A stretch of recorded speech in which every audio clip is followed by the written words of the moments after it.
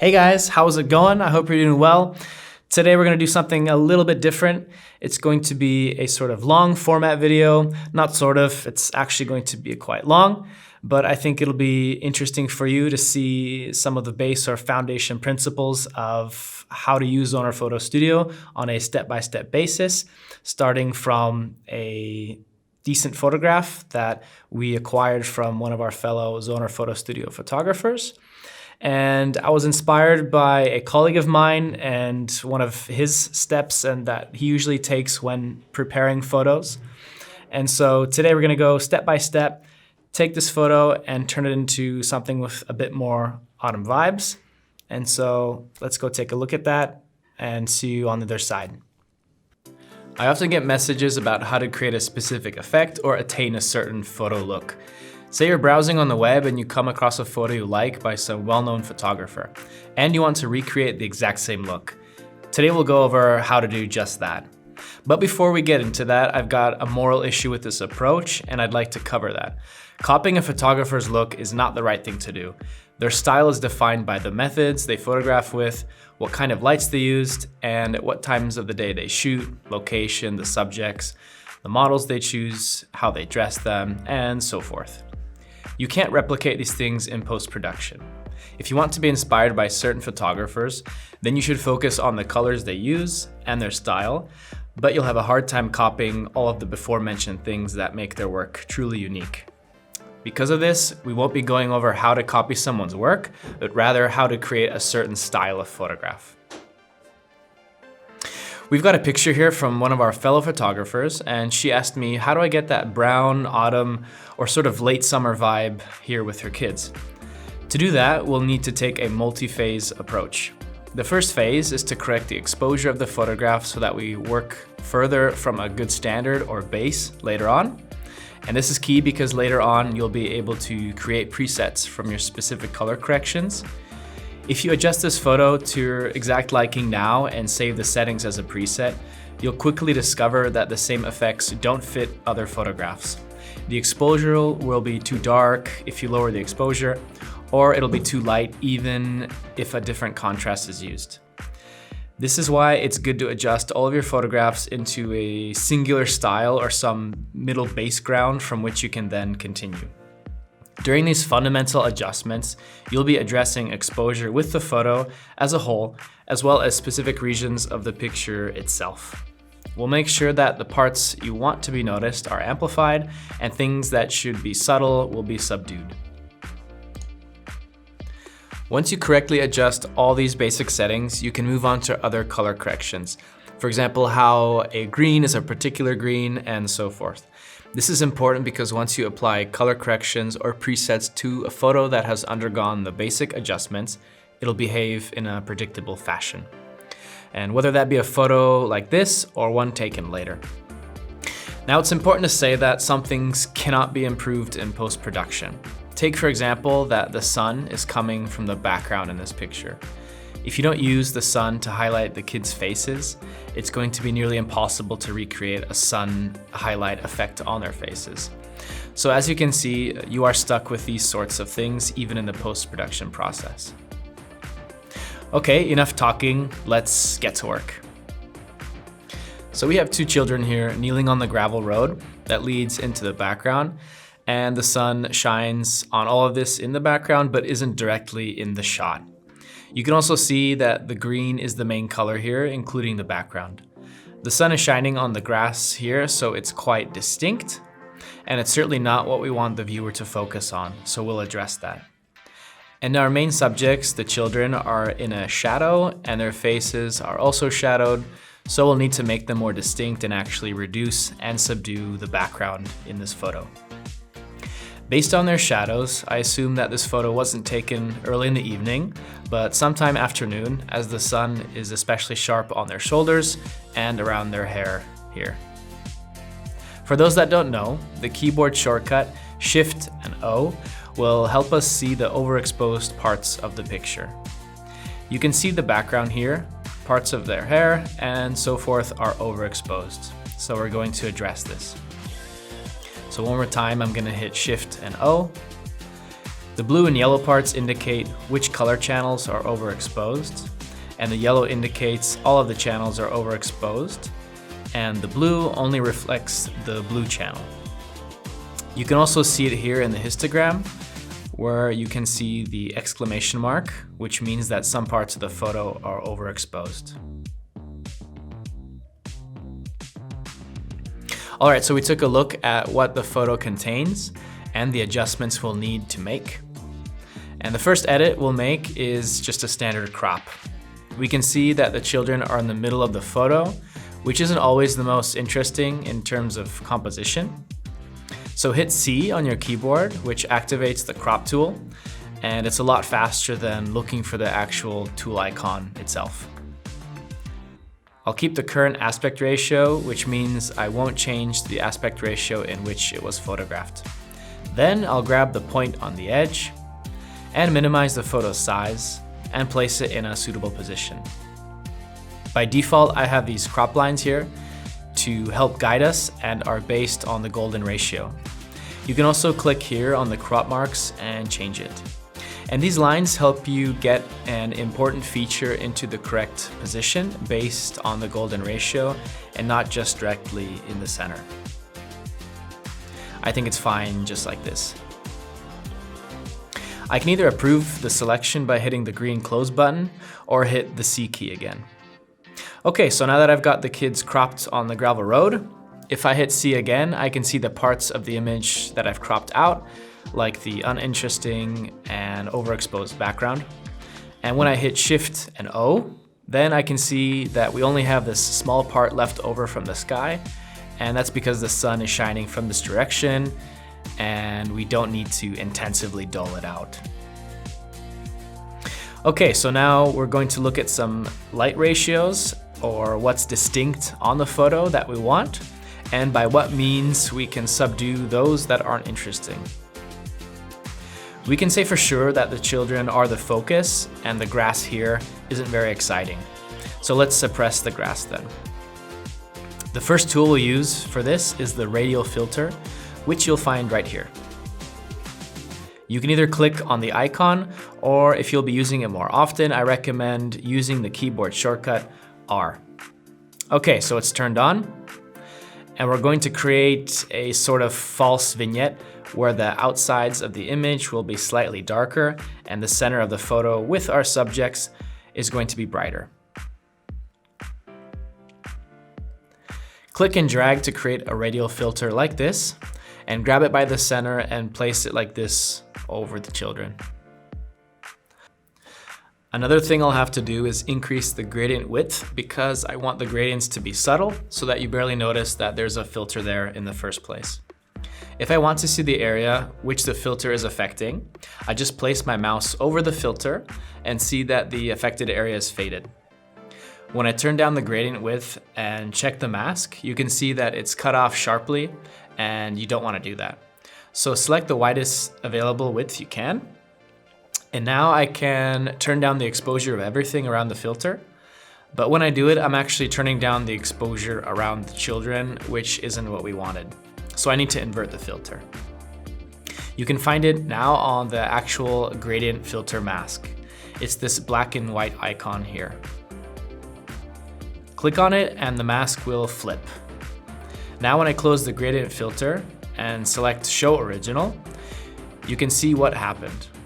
We concentrated the viewer's focus on the children and subdued the surroundings.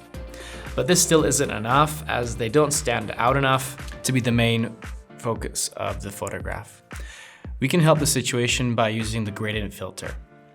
You can use the G key or click on this icon, and we're going to try and darken this left and this right side, and ideally so that the light part from here to the outside darkens gradually, with the outside being the darkest. When you quantify your photographs ahead of time with the effect that you want to do, then you can easily know which way to drag the filter. We always drag this filter from the spot where the effect will be the lightest to the point where it will be the strongest. So from this spot where we don't want it to darken the area too much to this part of the photo here where we want it to be the darkest. I'll also change the exposure to -0.6, but I'll address this later again. I'll click here and drag out here, and you can already see that the filter is darkening this part of the photo. Now I can let it go and move it so that I darken the surroundings and not the kids. I can also shorten the length if needed, and this translates into the gradient width. It just looks different with this filter tool compared to the radial filter. I'm going to move it over a bit here, and I'm going to try and lower the exposure a bit more. It's always a good idea to check your work often. Zoom out from the image so that you can easily spot if you went overboard on these sorts of filters. Because when the image is small, the aura or gradients are much more pronounced, and you can also see if the image feels natural. So it's a great time to take a short break now to mentally prepare for the next steps and recheck the photo if there's something of suspicion to you. Okay, so now that was the right side, and now we'll do the same on the left side. Again, we'll take the gradient filter and drag it from the spot we want the lightest effect to the area of greatest effect. Move it slightly so that it looks right and we don't darken the kids unnecessarily. Non-destructive edits are significant because you can always return to a former version or edit of your photograph. All the adjustments in Zoner are placed in order of application, and Zoner makes sure that they don't get mixed up in any way, but it's important to know that so you can return to any one of them. Now let's go back to the radial filter and try lowering the exposure or raise the exposure if we feel that it's too dark. I'll just leave it as it was. Again, I'll start from scratch and raise the exposure so that the children lighten up a bit. You can see it affects the entire photograph instead of just them. And I can also go back to the radial filter and lower the exposure a bit too. Now you can see how different the brightness is around the kids and the surroundings. If I check what the original photo looked like, you can see that the background was lighter and the foreground was dark. And now we've managed to focus the viewer's attention much more to the children. I'll teach you another keyboard shortcut, which is above the tab key, and it's called the tilde key. This key will show you the current form of the photo and the original, so you don't have to continuously move your mouse around and look for that icon. Okay, so this is what the picture looks like now. And again, it's a good idea to zoom out and check it just if we didn't overdo anything and that it feels natural. And this is the first step to select what's important and focus on that and subdue the things that we deem uninteresting. The next part of editing that I like doing is increasing the contrast or using the entirety of the histogram of that photo so that it simply pops. I'll show you my standard approach, and you can do it your own way, but this method has always worked for me, and by using this approach, I've been able to create a style that I like. Okay, so let's take a look. I'm gonna be focusing on these 4 sliders, which are lights, shadows, white point, and black point. These 4 more or less impact individual parts of the histogram. If I start from the back, the black point affects the darkest parts of the photo or the most left part of the histogram. And on the contrary, the white point affects the lightest part of the photo or the right side of the histogram. Shadows affect this area of the histogram, and the light slider affects this right side of the histogram or the lighter parts of the picture. I usually lower the lights so that parts of the photo don't shine too bright, and then I raise the shadows so that I don't drown out larger portions of darker tones, like in this part or the clothes here. And I always check if I went overboard by using Shift and O. By the way, did you notice that we've removed the overexposed parts of our photo when we decreased the lights? That's exactly what we want. We want to get the photograph into the range of the histogram so that we don't have much or any overexposed parts in general. Of course, if you want the viewer to see that the sun is shining from some particular direction, then it's okay that there's a little bit of overexposure in those parts. But in general, it's best to avoid overexposed parts as much as possible, because as Zoner calculates the changes around the overexposed areas, you can get strange artifacts and different leftovers, so it's best to avoid them.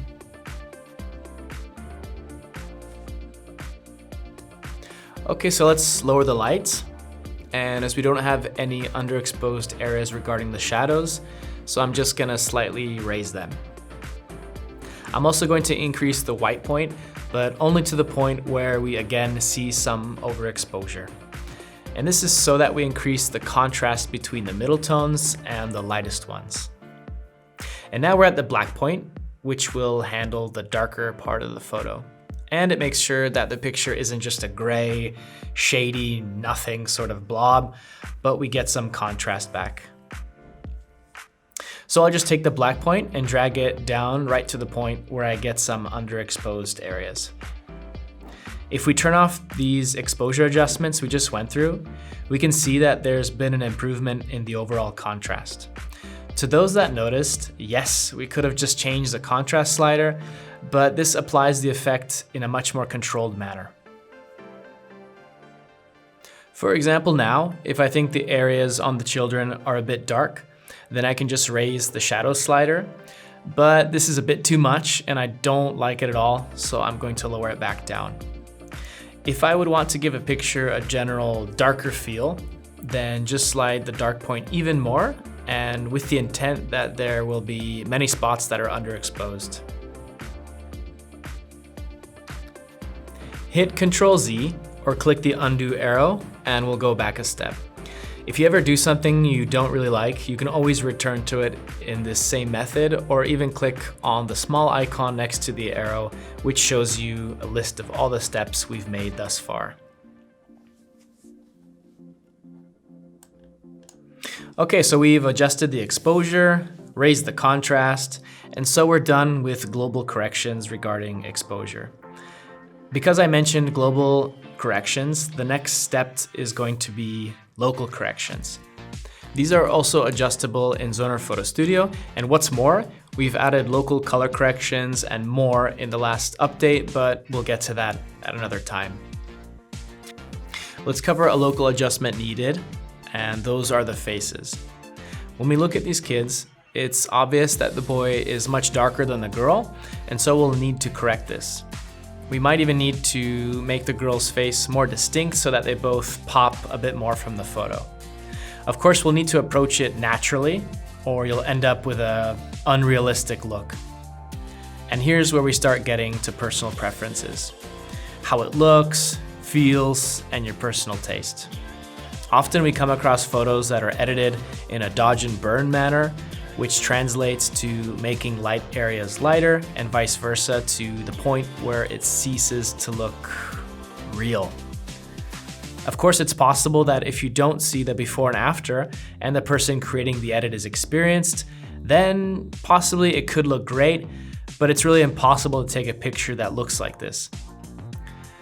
It's also easy to get carried away when you try and do this effect yourself, and instead of a real photograph, it ends up looking like some kind of animation.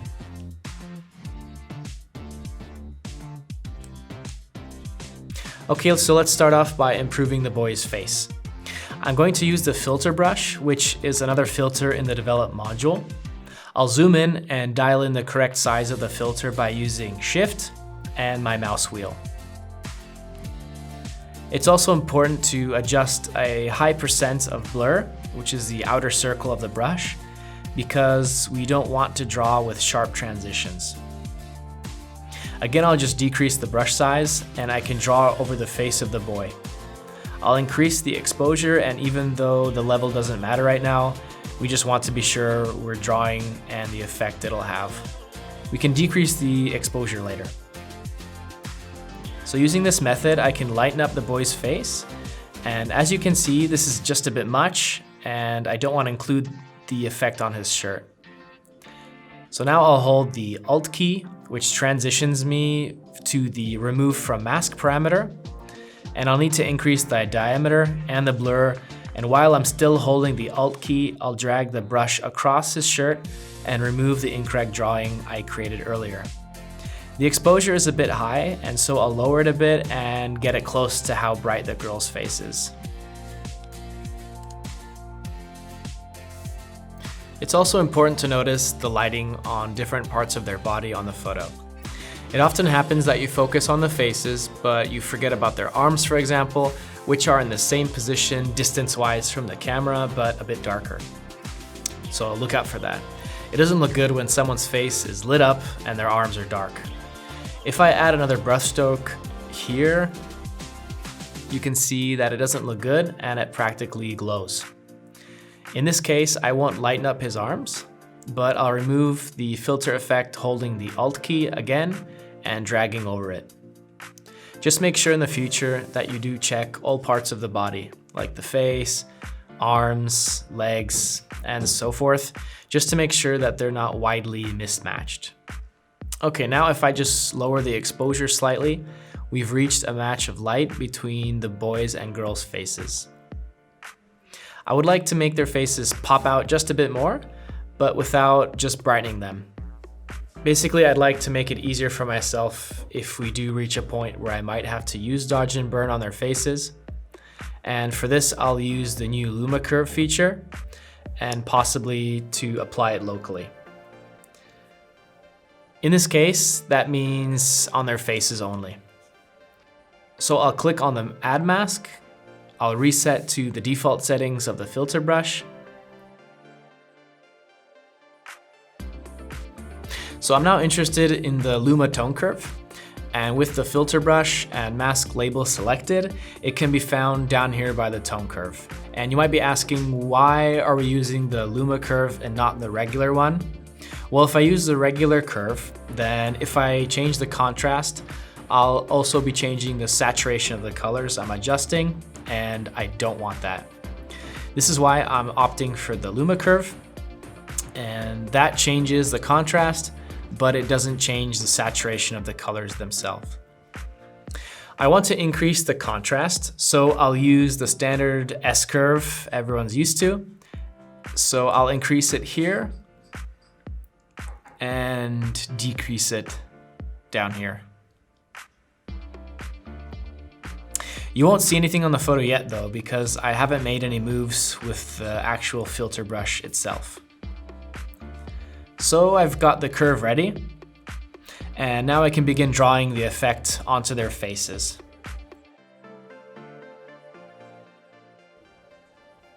And as you can see, I'm adding just a bit of contrast, and it looks like I just went a bit too far. I won't need to have such a steep curve after all. So now I'm just doing everything again so that you can see how to do things, but in no way do I need to edit like this normally and have it be so complex. Remember not to forget that you can return to this step at any time. If we change the colors later and then realize that some change is just too distinct, then we can go back and subdue the effect. Okay, so with that, we've pronounced their faces, and in general, we've managed to subdue the background and make the children pop out in the photo a lot more. So let's check our work by seeing the original version, by clicking this icon, or as I mentioned earlier, hitting the tilde key. Okay, so at this point, you could assume that the photo has been edited enough to be finished, but we're actually gonna keep going and make it even better. I'm going to hit the Shift O and again check where we have overexposed parts. And as you can see, they're mostly gone, and the underexposed spots are also almost gone, which is great. But if you happen to have significant overexposed areas around their heads, thanks to the sun, you can fix it with a filter brush. So click on it, create another mask. Don't forget to reset it, but don't lower the exposure because that would be seen in the photo. It's better to lower the lights, raise the blurring all the way and move into the areas where it is overexposed. Hit Shift O again, and by using the brush, try eliminating the overexposure in a gentle way. The end result isn't a huge change. You can see the lighter spots now that we've toned down, and it'll help in the end so that we don't get any artifacts. By the way, you've probably noticed that as I'm moving the photo with the cursor, it changes to a hand sign. And you can do this in a couple of ways. I do it by holding the mouse wheel, and while I'm holding it, I can move the photo around, or you can hold the space key and the cursor changes to a hand and you can just drag and move it again. So we're done with the first phase of our edit. We've covered cropping, exposure settings, etc., and now we'll move on into the colors. The first step is global, and we'll be addressing white balance. If you want to adjust the white balance tone so that it feels natural, and then we won't get to have any fun. We're going to use the white balance in a creative way and create a kind of special atmosphere. You probably already know that when you shift the temperature of the photo to the right, like this, you'll get a sort of yellowish tint and it feels a bit more sunny and warm, but the colors don't really fit. Whites aren't white, but a kind of yellow. The skin color on these kids is sort of orange, and so on. So it's necessary to do this with caution. So how much should we add? Well, that depends on each photograph. I actually know of an international photographer that uses this exact method, in quotations. He takes the temperature, throws it to the left or the coldest, and then again to the right, and sort of resets his eyes to feel out which range is ideal. You could do it like this, but personally, I'm just gonna leave it around 8,000. A good thing to notice is this other slider over here, which is the tint, and you can use this also to adjust the feeling of the photo. For example, if you slide the point to the right, you'll get rid of this greenish tone from the kid's skin, which is due to them being outside, and that there's a reflection of the grasses, etc. So if you move the slider to the right, then you'll see that the green leaves their faces, and if you do the opposite, then the entire photo has a green vibe, and we don't want that at this time. So I'll move it back to the right. Of course, it's important always not to overdo it. If you do overdo it though, then the photo will gain a very red hue. So roughly like this. And we can continue with other adjustments. Here I'd like to make a change using a function I don't often use, but it's something Zoner Photo Studio can handle and is important for some edits and photographs. I'm talking about adjusting the primary colors. In Zoner, it's called Shift Primary Colors. Looking at it, you can see the standard red, green, and blue. And using the sliders, you can greatly change the hue and saturation of each channel and completely change the photo's look. For example, if I wanted the grass here to be really green and not sort of the yellowish tone it has now, I can use the hue slider here. As you can see, the shade has completely shifted to a more vibrant green along with the brush in the background. And then you can increase or decrease the saturation. Since we've brought out the green with the hue slider, let's increase the vibrance of this green to see its effect. We can also lower it for a different vibe, like this for example. If you choose to go this route, then you'll have a different starting point for the other adjustments we want to do, so it really depends on which way you want to go, and whether or not you want to change the primary colors or not. We can leave a slight adjustment, but we won't do anything drastic today. This can really either go two ways. Either you slightly change how Zoner Photo Studio develops the green or red from your camera, or you can move the sliders much more and get something a lot more creative. But we're just gonna take it easy for today. Okay, so that was shifting primary colors. I'm gonna minimize this tool because I won't be using it anymore today. And we can accomplish a lot of editing using the color shift tool here, but I'll leave these for later and move right into split toning. Now, split toning allows you to apply a certain shade of color into the entirety or just part of the image and determine the saturation along with the hue. I'd like this picture to come off as a sort of warm feeling picture, and a lot of people ask for pictures to have that sort of brownish tone.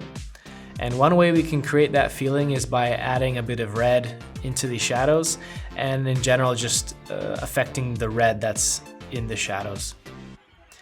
So here we have our split toning tool and we'll move right into the shadows. Here we have this point which tells us how much and which color we're applying. So if I move the point up over here into the green range, you can see that all the shadows get a green tint. And I don't want this, so by double clicking on the dot, I'll just simply reset it. Or I can drag it into the red spectrum and the effect looks a lot better. We've gained a sort of reddish tint in the shadows, and when the red gets darker, it creates a brownish vibe. This is why we move the shadows into the red spectrum, but it's ultimately up to you to decide. Here in the purple spectrum, it looks different. And again, here in the orange, it also looks a lot different. So it's just up to you to decide what style or feel looks the best to you. Okay, so that's how we adjust the hue and saturation. It's also important to have the correct balance between the shadows and lights. By default, the balance is at 50%. But if I wanted to adjust less of the shadows, like for example the darker shadows, then I could lower it here. And the same goes for the lighter shadows. So you can see as you adjust the balance, it affects less parts of the photo, but I prefer the default settings. You may have noticed that the photograph is starting to get those autumn vibes now, but we still have a strong green in the background and we'll need to address that now. And to address it, we'll use the color shift tool I mentioned earlier. And this tool looks complex, but it's pretty much the key to unleash the power of Zoner and achieve all the different effects you might have seen. This tool has two modes, basic and advanced. We're going to stick to the basic set for the most part today, but we'll go over what each slider and parameters mean. Now you've probably noticed that the rainbow spectrum appears 3 times. And the reason for that is because you have one set for hue, which means that some colors will appear more red, orange, or yellow if I play with the sliders. Next is the saturation, and that determines how saturated or unsaturated the red is, for example. And the last parameter is the luminance, which determines the glow or brightness of each color. Now by default, the limited slider range icon over here is turned on, and that's so that you don't affect the photograph too much. Going overboard could make everything look really bad, and it's not that a purple shirt, for example, would look bad on the girl, but more of how the colors are mathematically applied in Zoner Photo Studio, and extreme changes would create things like artifacts, sharp changes, etc. And just to show you what I mean, I'll turn it off, and I'm gonna slide the red hue all the way over to blue, so that you can see that besides the kids looking really odd, there's a lot of kind of sharp transitions and just ugly effects in general. This is something you simply don't want to have in your photographs. And unfortunately, you can't simply just change one color for another without some adverse and negative effects. Of course, by using the advanced mode, you can, to a certain extent, eliminate these issues, but then you may be changing a greater range of colors besides just blue, and so you'll be changing a larger part of the photograph. So it's good to know up front what you're going for, what you really would like to change, and just simply not go over the top. So I'll turn on the limiter again so we don't change anything by accident. Okay, so now let's get to editing the colors that interest us, which is this green. I'd like to desaturate the green, which means to lower the overall saturation of the greenish yellow and move it more towards a sort of yellowish orange so that the background isn't as distracting. I'll use the eyedropper in the hue parameter, so I'll only be able to change the hue of that particular color, but leaving the saturation and luminance alone. I'll move the eyedropper over the areas I want to change, and you'll notice that the slider colors are selected with a sort of white ring around the specific color. And thanks to this, I know now exactly or roughly which color I'll be editing. And then I just have to click and hold the mouse in that area of the photo and just slide over to the color I want, like this.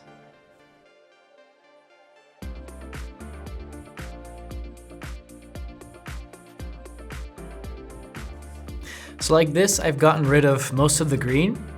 Of course, the colors in the photograph aren't isolated, and so they always mix together. You won't ever have a purely yellow or green color. And so when I move the slider around, you can see that the green slider also shifts slightly.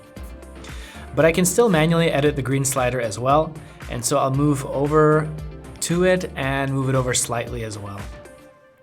Now you can see that I've removed most of the green and the greenish yellow shadows and shifted them more towards a sort of yellowish orange. And I can even push the colors a bit further, but at a certain point you'll see problems and different kind of weird effects in the photograph. Like how this part is now nicely orange, but this spot back here is still green. And that's because these predefined ranges that Zoner has simply don't contain the data for these specific colors. This is the moment you should shift to the advanced mode, which looks a bit different like this. And I'll show you with this advanced version why Zoner Photo Studio wasn't able to address this green background spot on the image. When I select a specific color range, meaning the yellow or yellow-green that we edited on this greater area, you can see that when I move over the trouble area with the eyedropper, which I'll turn on here, you can see the defined color point on the color wheel is outside of those predefined color ranges. But by grabbing one of the predefined points on the color wheel, I can expand the area which we can adjust.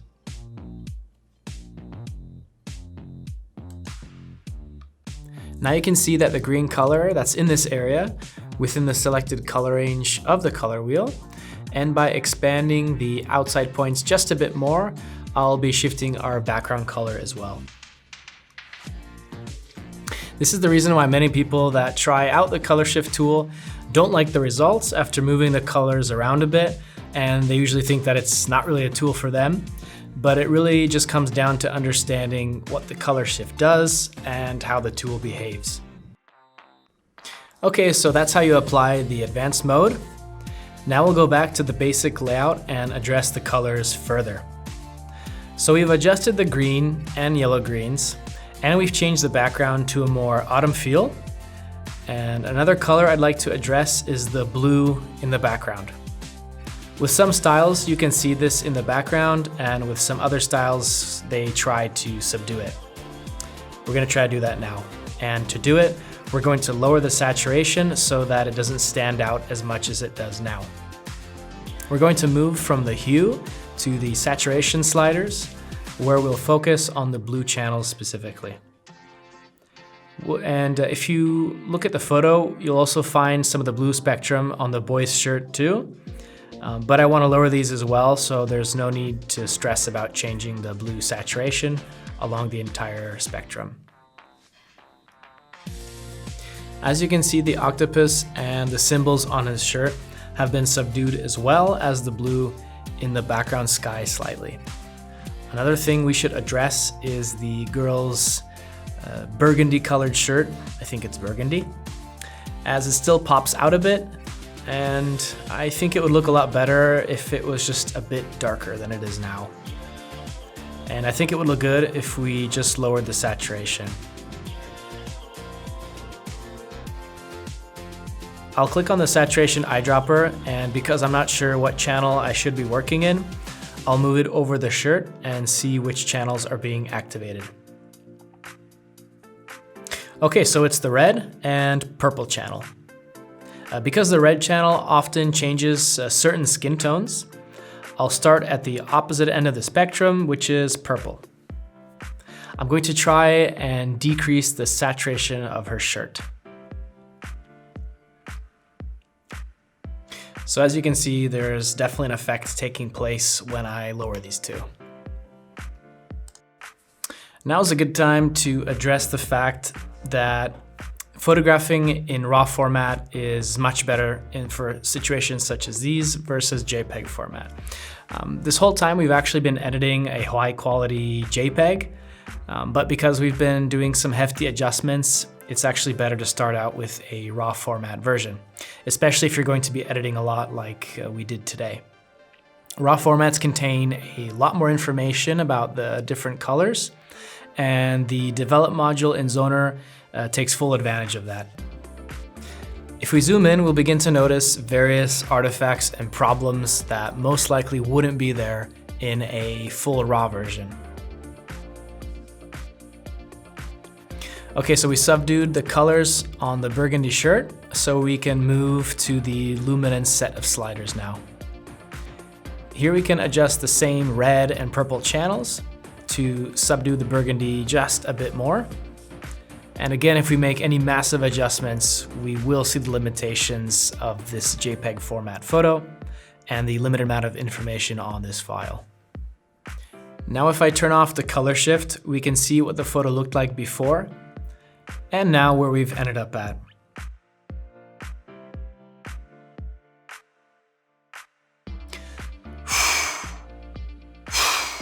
That was a lot, I know, but that's okay. And one thing we didn't cover here towards the end is if you'd like to generate your own preset based on all the steps we went through, there's a video that a good colleague and friend of mine made already in the past. There's a link to it below. But I hope you enjoyed this long style format of working in Zoner Photo Studio. It's a little bit something different than what we've been usually doing, and I hope it showed you some of the steps and step-by-step process that you should be doing within your workflow, and to also take advantage of all the various tools that Zoner Photo Studio offers. So let us know what you think below. Give us a thumbs up if you liked it, and I look forward to seeing you next time in another video. And until then, take care. Ciao.